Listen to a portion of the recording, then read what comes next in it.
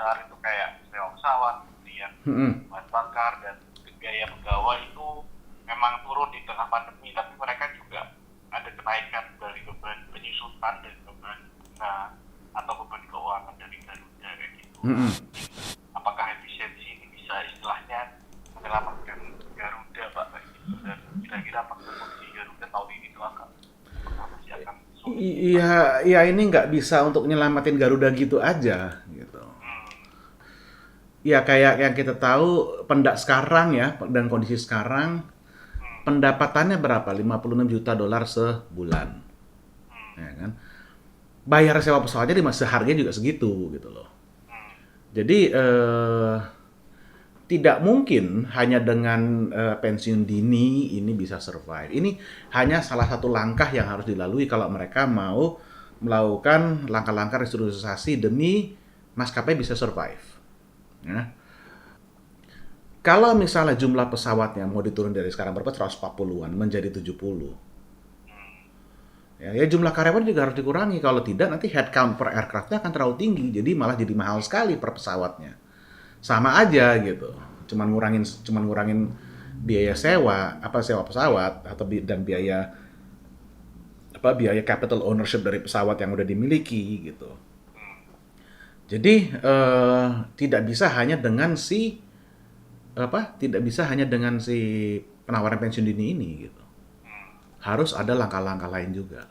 Mungkin kalau boleh secara umum sebenarnya kondisi industri penerbangan di tahun ini mungkin kalau apa namanya dari Garuda sendiri dan maskapai-maskapai lain itu seperti apa sih Pak? Apakah tahun ini masih akan sulit dan atau bahkan lebih berat dari tahun lalu kayak gitu? Ya pasti sulit ya. Tadinya kan mereka sudah recover ke sekitar 55% dari jumlah penumpang normalnya Hmm, hmm, di Desember kemarin. Tetapi kuartal satu kan udah pasti anjlok. Selalu selalu kuartal satu pasti jelek. hmm, Sedihnya turunnya jauh sekali. Turunnya balik lagi ke kayak kita masih di bulan Agustus. hmm, Ya ini di angka yang dimana nggak sustainable gitu. Sedangkan kalau ya kuartal satu tiap tahun udah kita coret deh. Itu udah nggak mungkin lah kita ngarepin kuartal satu tiap tahun. Sedangkan maskapai itu biasanya ngeruk ngeruk keuntungan dari mana? Dari Lebaran, dari musim libur sekolah, dan dari musim libur akhir tahun. Musim libur akhir tahun kemarin mereka pas-pasan. Malah dibilang masih negatif, tapi jauh lebih bagus daripada sebelumnya, ya. Kenapa? Karena mereka masih harus nombokin jumlah armada yang 100%, sedangkan penerbangannya hanya 75% dari biasanya, sedangkan jumlah penumpangnya cuma 50% dari biasanya.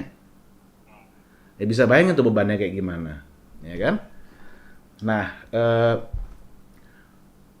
kalau kita tidak bisa sustain di angka 70% dari pendapatan sebiasanya, industri satu persatu maskapai akan kolaps. hmm, Kecuali maskapai-maskapai bisa mengurangi headcount. Ya mau nggak mau artinya adalah PHK. Mengurangi jumlah pesawatnya, mau nggak mau balikin pesawat ke leasing, penyusutan. hmm, Ini dalam kondisi seperti ini, kita tadinya berharap, oh kalau Maret sudah bisa dapat ke 70%, mereka tidak perlu melakukan langkah-langkah drastis. hmm, Tapi ternyata mau nggak mau, angkanya jelek. hmm, Bukan cuma jelek aja, terus tahu-tahu kemarin bulan puasa sama Lebaran nggak bisa mudik. Ya ini bukan masalah di maskapainya, apa penyebabnya bukan dari maskapai, dari industri maskapai penerbangan, tapi dari kondisi pandemi ini.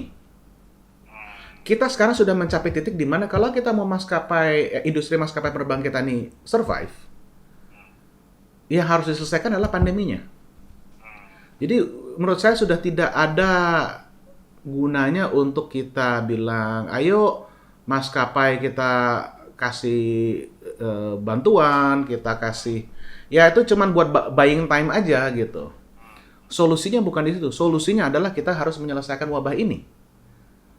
Gitu. Nggak ada cara lain. Ya, paling nggak kita beruntung kita punya pasar domestik yang cukup kuat ya. hmm, Kita dengan pasar domestik cukup kuat kita bisa lah membuat industri penerbangan ke airline kita bisa survive.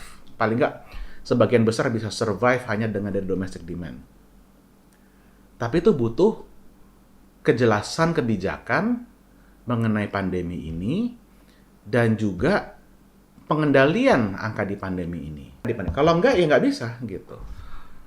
Jadi kalau ditanya kondisi gimana, apakah makin susah? Ya sekarang gini, Inaka sendiri memprediksi pulih itu baru 2023. Kondisi baru bisa ibaratnya bisa napas lega itu baru di 2022. Berarti tahun ini kita masih mengalami penyusutan, penurunan.